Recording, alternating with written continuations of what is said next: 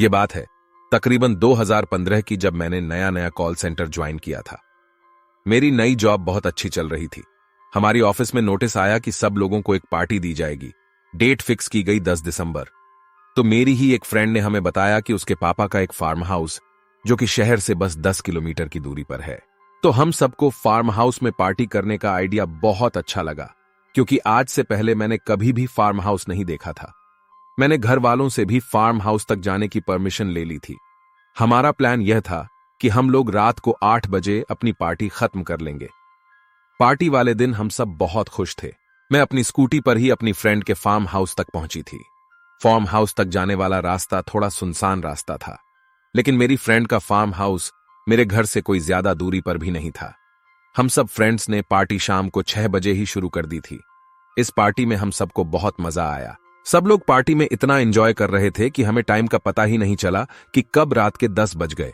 जब मैंने देखा कि रात के 10 बज गए तो मैंने जल्दी जल्दी से अपनी स्कूटी उठाई और अपने घर की तरफ चल दी। रास्ते में आते समय कोहरा छा चुका था। स्कूटी की लाइटों से ज्यादा 30 फीट तक ही दिखाई दे पा रहा था। वह रास्ता पूरी तरह से सुनसान हो चुका था। ना ही कोई गाड़ी आ रही थी, ना ही कोई गाड़ी जा रही थी। थोड़ा आगे चलने के बाद मेरी स्कूटी अपने आप बंद हो गई। तब मैं बहुत डर गई, लेकिन फिर से थोड़ी देर सेल्फ स्टार्ट करने के बाद स्कूटी अपने आप चालू हो गई। लेकिन इस दौरान मेरे को ऐसा लगा कि जैसे कोई चीज बहुत तेजी से मेरे पास से गुजरी है। मैंने अपने आसपास देखा तो मुझे कुछ दिखाई नहीं दिया। डर के मारे मेरा बुरा हाल हो चुका था। जैसे ही स्कूटी मैंने फिर से स्टार्ट की और मैंने अपने घर की तरफ चलना शुरू किया, तो मुझे ऐसा लग रहा था कि मेरी स्कूटी बहुत भारी हो चुकी है। ऐसा लग रहा था कि जैसे कोई बहुत भारी भरकम आदमी मेरी स्कूटी के पीछे बैठा हुआ है। मुझे ऐसा एहसास भी हो रहा था कि जैसे कोई मेरी स्कूटी के पीछे बैठा हुआ है। जैसे तैसे करके घर तक पहुंची। घर की चाबी मेरे पास थी। मैंने घर खोला और चुपचाप अपने कमरे में जाकर सो गई। मेरी मम्मी और मेरा भाई भी मेरे कमरे में ही सोए हुए थे। बहुत थके हुए कारण मुझे अचानक से ही नींद आ गई। सपने में मुझे वही रास्ता दिखाई देने लगा और मुझे ऐसा लगा कि एक बूढ़ी औरत और एक बूढ़ा आदमी मेरे पास आते हैं और मुझे बालों से पकड़कर पीछे की तरफ खींचना शुरू कर देते हैं। मैं जोर जोर से रोना चिल्लाना शुरू कर देती हूँ। ऐसा थोड़ी देर होता है कि बाद में वह लोग वहां से भाग जाते हैं। अगली सुबह जब मैं उठी तो मैं थोड़ा थका थका सा महसूस कर रही थी, जैसे कि बुखार हो गया हो।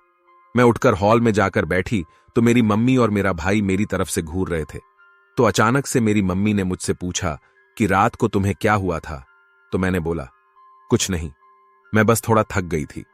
तब मेरे भाई ने बताया कि रात को मैं बेड पर बैठी जोर जोर से रो रही थी और मुझे ऐसा लगा कि कोई तुम्हारे पीछे बैठा हुआ है। जब मैं थोड़ा सा तुम्हारी तरफ बढ़ा तो वहां से कोई उठकर भागा। मैंने उसका पीछा किया तो वह साया भागता भागता दरवाजे के आर पार हो गया। ये देखकर मैं भी बहुत डर गया और चुपचाप आकर सो गया। उस दिन के बाद मुझे और मेरी फैमिली को भी भूतों प्रेतों के ऊपर विश्वास हो गया। और जानकारी के लिए सब्सक्राइब करें।